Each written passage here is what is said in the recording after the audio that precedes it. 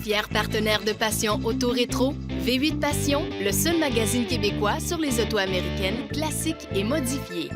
Et le restaurant Parmesan, tous les soirs, c'est la Dolce Vita au restaurant Parmesan. Bonne émission!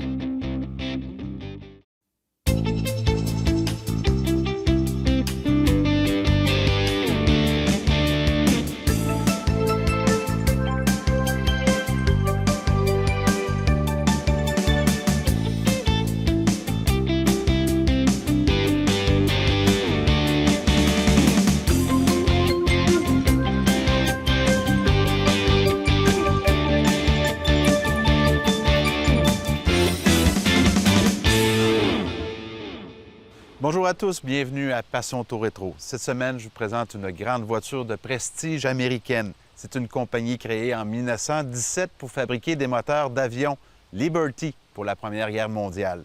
Donc, sans perdre un instant, je vous présente une magnifique Lincoln 1932 et je vous la fais découvrir avec M. Veilleux. Lincoln est une marque automobile fondée en 1917 par Henry Leyland, le fondateur de Cadillac. À ce moment, il a 74 ans et se sent encore loin de la retraite. Il avait quitté GM suite à un différend avec William Durand, celui-ci ne voulant pas que Cadillac produise des moteurs d'avion pour les efforts de guerre. Il fonde alors la Lincoln Motor Company, dont le nom rend hommage à Abraham Lincoln, le 16e président des États-Unis. Cependant, la fin de la guerre arrive trop tôt et faute de commandes, Leyland ne peut rembourser son prêt. Il reconvertit donc son usine pour construire une voiture de luxe similaire à la Cadillac. Il doit donc emprunter à nouveau, ce qui accroît la dette de la compagnie.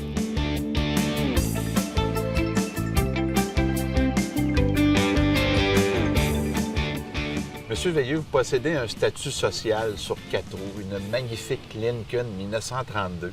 Puis vous avez eu la chance de tremper dans la voiture antique tout jeune avec votre père. Oui, l'aventure a commencé en 1972, quand mon père s'est mis à s'intéresser aux véhicules antiques. Moi, alors, j'avais 2 ans. Et puis, à partir de l'âge de 3 ans, mon père m'emmenait souvent avec lui dans les expositions d'auto, tous les rassemblements, les pièces, les collectionneurs, les musées. Et puis, à partir de 3 ans, 3 ans et demi, je me suis mis à vraiment aimer ça. Alors, je le suivais partout. Je le suivais partout.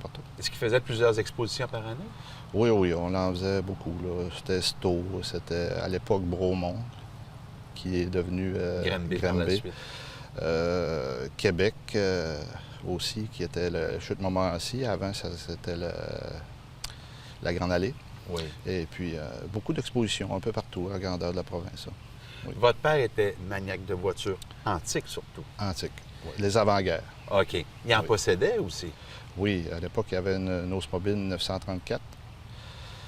D'ailleurs, il a fait un film avec qui s'appelait Parti pour la gloire en 1975, un film québécois qui a été tourné ici en Beauce, à Saint-Victor-de-Beauce. C'est un film sur les déserteurs de l'armée 39-45. Et votre père aimait aussi changer régulièrement de voiture. Il ne faisait pas une collection de 10 ou 20 voitures. Il achetait une voiture, puis il la roulait un peu. Comment ça fonctionnait? C'est ça. Lui, il prenait une voiture, on la restaurait ou semi-restaurée, tout dépendant de l'état. Et puis, il la renait 1 an, 2 ans, et puis il changeait. Il aimait ça changer de modèle. On avait tout le temps un nouveau. Les années filent un petit peu. Veut pas, on a des obligations, on finit nos études. La passion est demeurée, mais vous avez, pendant un certain moment, été moins actif dans le milieu. C'est ça. Sur la fin de l'adolescence, quand j'ai commencé à travailler, les études finies, j'ai commencé à travailler. Alors, on a oublié ça un petit peu. On a mis ça de côté. Mais le volcan était encore là. Il n'était pas en éruption, mais il était là. Alors, je me suis mis à regarder les magazines, tout ça, mais toujours, j'étais pas prêt. En fait, c'est une recherche qu'on appelle une recherche passive. Là. Si jamais il m'arrive quelque chose d'extraordinaire. C'est ça. Puis, la vie voulant, maison, famille, ça demande des coûts, alors on a mis ça de côté un petit peu. Dans le fond, la passion était toujours là, elle était juste un peu endormie. Elle dormait, oui. Oui. Là, quand ça se réveille, tout ça, est-ce qu'il y a des déclencheurs qui fait « Wow, là, je rembarque là-dedans ». Oui, bien, à l'âge de 35 ans, là, je me suis aperçu que j'avais des personnes autour de moi qui ont eu certaines maladies, qui sont décédées. Et puis là, le déclic s'est fait. Là. Ça a été instantané dans l'espace d'un soir. Là, je me suis dit, si je veux réaliser mon rêve de posséder une grosse classique, il va falloir que ça se passe là. Donc, on est revenu un peu sur la terre. Du gars, si on veut le Oui. réaliser, le rêve, puis rembarquer dans notre passion, on n'attend pas 85 ans. C'est ça. Alors, je me suis remis dans ça, la lecture, des expositions, tout, puis à la recherche de la perle rare. Et puis, j'ai pas trouvé de perle rare. J'en ai trouvé qui est intéressant, mais pas exactement ce que je voulais.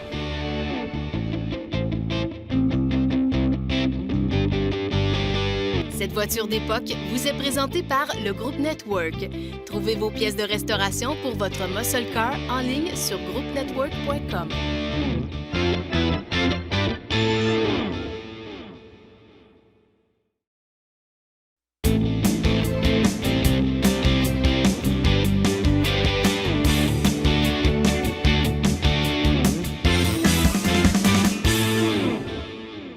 Le 4 mars 1932, c'est le début officiel du projet du Jardin botanique de Montréal.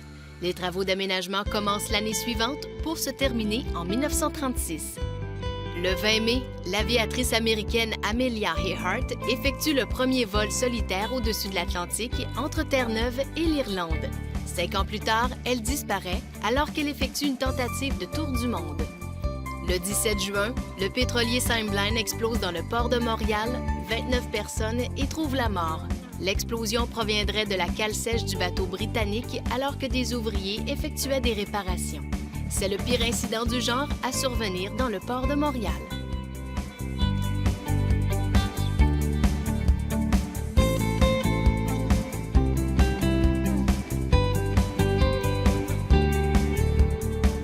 Monsieur Veilleux, votre Lincoln 1932, c'est une perle rare. J'en ai jamais vu, honnêtement. Vous avez trouvé ça de quelle manière? C'est arrivé par hasard, en fouillant justement dans mes souvenirs. C'est ça, à l'âge de 36 ans, j'étais assis dans mon bureau un soir. Puis, je me suis mis à penser à ça, puis j'ai eu un flash parce que j'avais vu l'auto avec mon père à l'âge de 7 ans, dans le garage, quand il la restaurait. On parle d'une restauration majeure. Vous l'avez vu en pièces. Restauration complète, oui, c'est ça. Parlez-moi un peu du raffinement de la restauration du monsieur qui l'a fait, parce que c'est un monsieur qui était très dans le détail. Oui, c'est M. Armand Poulain de Saint-Georges, en Beauce, qui l'a refait. Lui, c'est un gars très, très, très méticuleux. Il travaillait très bien. Il a tout refait au complet, le body. Il l'a refait au plomb, avec la peinture, il appelait ça au Duco dans le temps. Il y a 7 couches de peinture sur la voiture. 7. Oui. Et puis, il l'a très bien refait. L'intérieur a été refait par M. Raymond Meloche, à l'époque, qui refaisait des intérieurs d'auto, qui était venu passer du temps en Beauce pour refaire l'intérieur de la voiture. Est-ce que la mécanique a été refaite également? Elle a été refaite par un M. Drouin aussi, au complet. Donc là, on a reculé de 37 ans. Là, vous êtes jeune, vous avez Oui. 7 ans. Oui. Là, il vient de la restaurer. Puis là, il y a Oui. comme un temps mort. Là. Oui. Là, ce qui s'est passé, c'est que M. Martin, qui l'avait, a fait quelques expositions, mais on n'a pas vu l'auto beaucoup. On l'a perdu de vue. Tout le monde l'a perdu de vue dans le coin. Tous les collectionneurs ne savaient même pas où elle était rendue. Alors, le soir-là, j'ai appelé mon père. Je lui ai demandé qu'est-ce qui est arrivé de la Lincoln 32. Il m'a répondu, j'en ai aucune idée. Sauf que, il dit, je te rappelle dans une demi-heure, je vais appeler M. Martin. Alors, il me rappelle. Il dit, tu ne croiras pas, mais la voiture est dans le garage à côté de chez eux. Mais elle ne roule pas, elle reste. Elle ne roule pas. Il dit, je nous ai organisé un rendez-vous. Il dit, demain soir, on va aller voir. Là, mon cœur battait. Et puis, là, ce qui est arrivé, fait qu'on est allé voir la voiture. Et puis, on est arrivé dans le garage. Il y avait beaucoup de stock dans le garage. Elle est entourée de marchandises. Oui. Puis, il y avait, je pense, c'est 4 couvertures dessus. On la voyait pas du tout. Vous voulez être sûr qu'il n'y ait pas de problème? Non, là? on la voyait pas. Fait que là, on a enlevé ça. Et puis, quand il a enlevé la dernière couverte, alors, Toc, toc, toc, toc, le toc. coup de foudre. Le coup de foudre. Hein? Automatique, oui. Est-ce qu'elle était pareille comme dans vos souvenirs d'enfant? Elle était pareille. Pareil. Avec quelques années, c'est sûr que ça prenait une petite remise à neuf, là, mais elle était très belle. Donc, j'imagine, vous témoignez votre volonté d'acheter la voiture. Oui, je pense que M. Martin me l'a vu dans le visage automatiquement. Là, et, alors, Là, on a négocié un peu, mais là, je me suis aperçu que je pourrais pas acheter la voiture. Premièrement, on ne s'entendait pas sur le montant, et puis je pense qu'il n'était pas prêt. Il n'était pas vendeur. Non, il adorait sa voiture, M. Martin. Puis je le comprends aujourd'hui. Alors, le temps s'est passé. Et puis, à l'âge de 40 ans, mon père m'a appelé pour me dire que M. Martin était décédé. C'était ce qui était triste, parce que c'était un personnage intéressant, et c'était un monsieur très intéressant. Sauf que quand j'ai raccroché le téléphone, bien, ce qui est arrivé, c'est que ça a été automatique. Qu'est-ce qui va arriver de la Lincoln? Oui. Alors, je ne voulais pas trop m'imposer, je ne voulais pas être impoli, mais là, je me suis dit, si j'y vais pas... Quelqu'un d'autre va y aller, hein? Et voilà. Et voilà. Alors, j'ai laissé passer un mois. J'ai laissé retomber à poussière, comme on dit. Et puis, un matin, je me suis levé, j'ai dit, j'y vais, coûte que coûte. Et puis, je suis allé à leur boutique, parce qu'il y avait une boutique de vêtements à Saint-Georges. Et puis, j'ai rentré, j'ai dit à sa conjointe, écoutez, je connais la Lincoln et je suis peut-être intéressé. Elle dit, je vous connais, monsieur. Ah, ouais. Bien, j'ai dit, moi, je vous connais pas, madame. Bien, elle dit, je vous connais parce que quand j'ai sorti les papiers du véhicule, il y a quelques jours, votre carte est tombée à terre avec votre nom dessus. C'était marqué acheteur de Lincoln. Elle avait votre numéro d'une manière ou d'une autre. Elle dit, j'étais pour vous appeler de toute façon. Était vraiment destinée à vous, là? Oui, c'était vraiment tout en place. On a eu une semaine de discussion, de négociation. Mais vous, c'est sûr que vous la vouliez, oui. Là. C'est ça. Une semaine après, le vendredi matin, c'est fait. Fait que là, le rêve se réalise enfin. Oui, là, je suis allé la chercher, je l'ai monté chez nous. Et puis, là a commencé une légère restauration. C'est ça. Vous me dites légère, mais quand je vous écoutais tantôt, moi, je trouve que c'est un peu plus que légère. Vous, quand même, vous travaillez la mécanique, vous avez fait des composantes mécaniques, vous êtes habile. Oui, bien, tous les temps de ma jeunesse que je voyais mon père travailler et les autres collectionneurs, j'ai acquis beaucoup dans ça. Et puis, j'ai refait de la petite mécanique dessus, ce qui est pompe à l'eau, pompe à gaz, carburateur, les freins. Vous faites un peu de carrosserie aussi? Un petit peu de carrosserie, un peu de tout, quoi. Ouais. Puis j'ai cherché des pièces, il manquait quelques pièces, ça n'avait pas été tout à fait fini, là, tout. Il manquait quelques pièces. Alors je les ai trouvées sur eBay, puis le Hemming Motor News. Et puis j'ai embarqué dans ça. J'ai travaillé un an dans ça. La Lincoln était une voiture bien construite, mais son prix de 5 000 $ limite la diffusion. Faute de financement supplémentaire, il offre sa compagnie à Henry Ford qui se laisse tirer les oreilles, mais qui finit par accepter suite aux pressions de son épouse et de son fils Edsel, alors président de Ford. En 1932, la Lincoln était aussi connue comme étant la série K. Celle-ci succédait à la série L et fut produite de 1930 à 1940.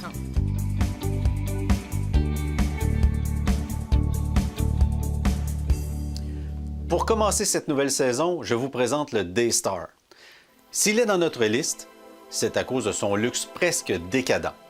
Il a été construit en seulement 16 exemplaires. Certains, d'ailleurs, roulent encore aujourd'hui sur les routes américaines. Pour les autres, on les cherche encore. En effet, le Daystar a été pensé en fonction du luxe. L'objectif des fabricants était que les propriétaires se sentent aussi bien dans leur motorisé que dans le confort de leur demeure. Il faut dire qu'au prix faramineux de 70 000 $, bien peu de gens pouvaient se permettre l'opulence de ce modèle au look très particulier. La petite compagnie californienne a pris son essor en 1973. Le nom Daystar évoquait l'étoile de Bethléem, choisie en fonction des croyances religieuses des propriétaires. Pour assurer une fabrication originale, une association avec une compagnie asiatique est nécessaire pour fournir le bois de teck, alors qu'à cette époque, le bois pressé était déjà couramment utilisé. En fouillant dans les registres officiels de la compagnie, on constate que les 16 unités ont été complétées avant la fermeture, causées par des allégations de blanchiment d'argent. Parlons maintenant des options. Robinetterie en or, tablettes et comptoirs en marbre, cuir de grande qualité, plancher en céramique ornent plusieurs de ces motorisés qui ont tous 28 pieds de long, mais qui présentent quand même quelques petites différences extérieures. En effet, il semble que les portes de ces mastodontes ne sont pas toutes parfaitement au même endroit, ce qui confirme la nature artisanale de sa construction. Le dessin original est dû au crayon bien aiguisé de W.E. Miller, adepte du style streamliner, qui représentait le design futuriste des années 30 et 40. Équipé d'un puissant V8 Dodge de 440 pouces cubes bien implanté sur un châssis de camion RM400, l'ensemble pesait plus de 7 tonnes, ce qui n'était pas un poids plume, bien au contraire. Une transmission automatique assurait la mobilité de ce véhicule en tout confort pour le conducteur, mais parions que 3 vitesses, c'est un peu juste. La capacité du réservoir d'essence était de 80 gallons, ce qui allégerait votre portefeuille de plus de 450 $ pour le remplir cette année. Le tout dernier Daystar est sorti de l'usine le 16 juin 1975. La semaine prochaine, on vous parle d'une marque qui a donné littéralement son nom au motorisé, Winnebago. Ce volet vous est offert par l'indispensable programme d'assurance pour voitures antiques Silver Wheel Plan. Silver Wheel Plan, distribué par Rochefort-Perron, Billette et Associés de Valleyfield.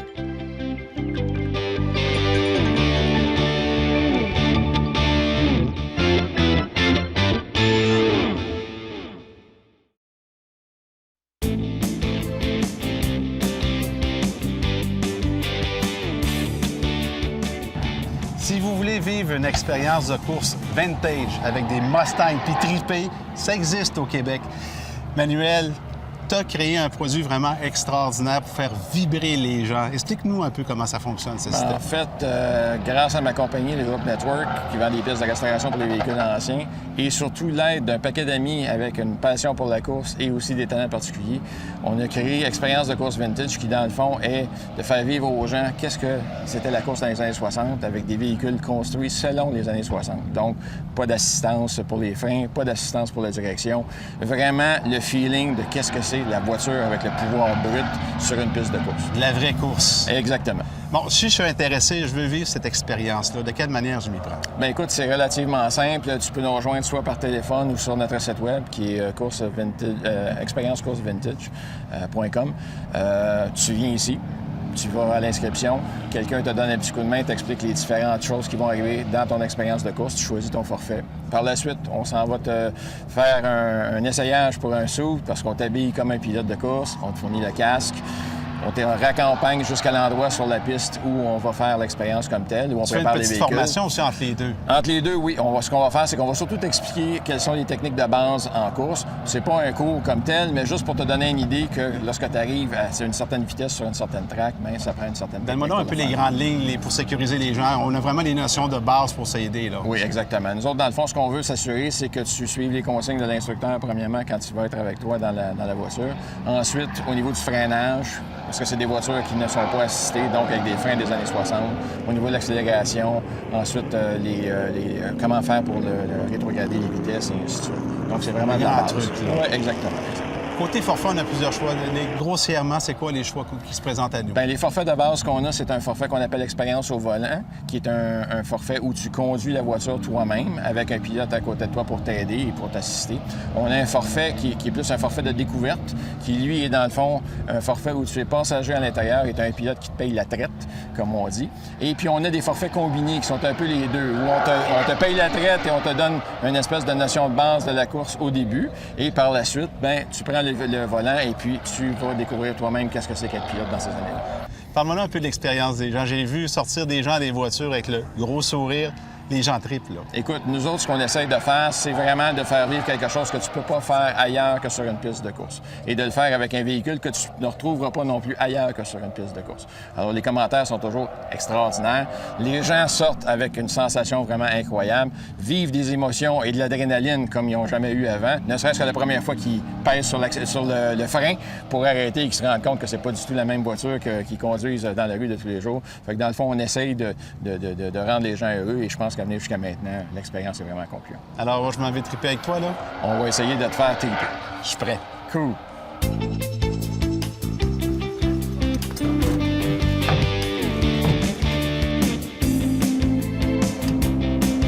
Et on pèse le bouton.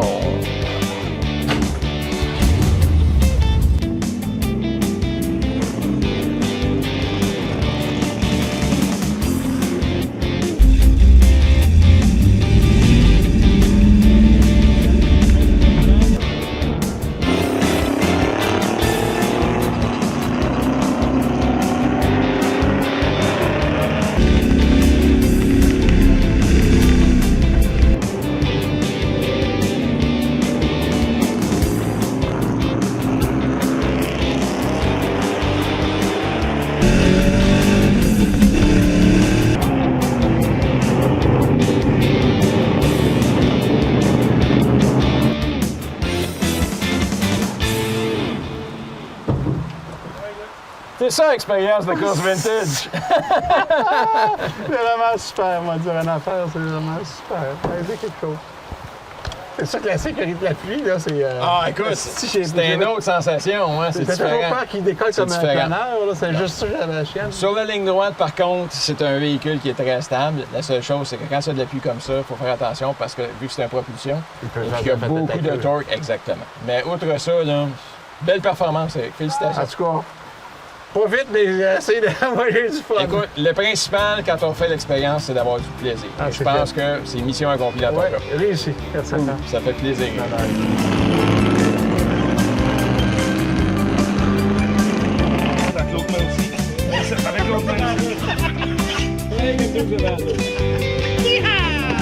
Ce volet vous est présenté par le groupe Network.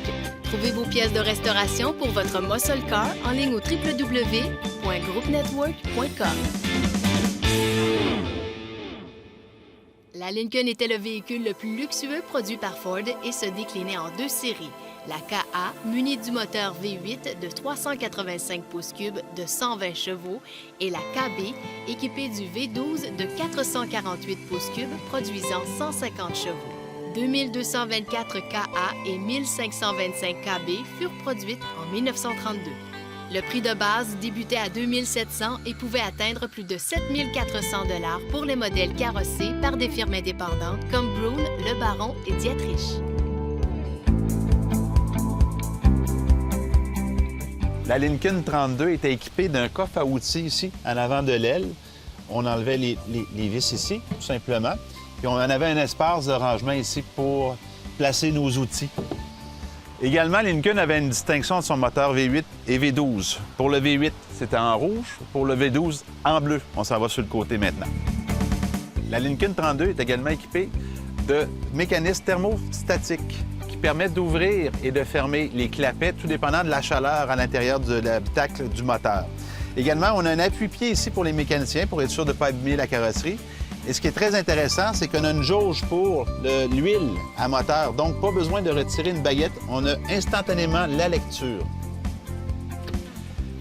Lincoln mettait vraiment le paquet en finition. Les détails sont vraiment tous vus. Petite courroie ici pour prendre place, la petite toile. Les boiseries sont magnifiques, c'est en acajou. L'allume-cigarette, le cendrier ici, c'est vraiment impeccable. Parlons un peu du raffinement de cette voiture-là. C'est une voiture ultra raffinée avec beaucoup de détails, de finition. Vous l'avez vu de fond en comble. C'est vraiment une voiture, vraiment, qu'on pourrait dire, où le souci du détail est présent. Oui. C'est une voiture on voit qu'on a mis le paquet, comme on dit, pour qu'elle soit belle et performante aussi. Il y a un V8 384,8 pouces cubes à l'intérieur qui développe 125 chevaux, ce qui, à l'époque, était très puissant. Très doux comme V8. Très doux. On a entendu rouler. Oui. On a Très vraiment doux. l'impression d'un moteur qui est bien calibré. Oui. C'est une très belle mécanique qui n'est pas trop compliquée, mais qui donne du rendement. Qui est très efficace. Oui. Sur la route, cette voiture-là fait des tests chez Ford assez impressionnants pour l'époque. Oui, sur la piste de course de Ford, ils ont fait des tests pour la vitesse. Et puis, ils ont monté au-dessus de 100 000 à l'heure. C'est très rapide. On n'a pas la vitesse juste, mais ils disent au-dessus de 100 000 à l'heure. Pour une voiture de 5 350 livres. C'est très lourd, là. Oui, c'est très rapide. Maintenant, vous vous promenez avec la voiture? Oui. Ça se comporte comment sur la route? On va faire une balade, mettons, d'1 heure. Est-ce qu'on a du plaisir? Est-ce qu'on rush à conduire la voiture? Ça va très bien. C'est doux. C'est puissant. Je ne change pas de vitesse. On décolle en deuxième. La première vitesse est quasiment inutile. C'est tellement fort que... C'était fait pour les routes de l'époque où c'était extrêmement accidenté. C'est ça. Quand on grimpe une côte, on n'a pas besoin de... On la laisse en troisième, il n'y a pas de problème. Merci beaucoup, M. Veilleux, de nous avoir partagé votre passion. C'était très intéressant. Merci.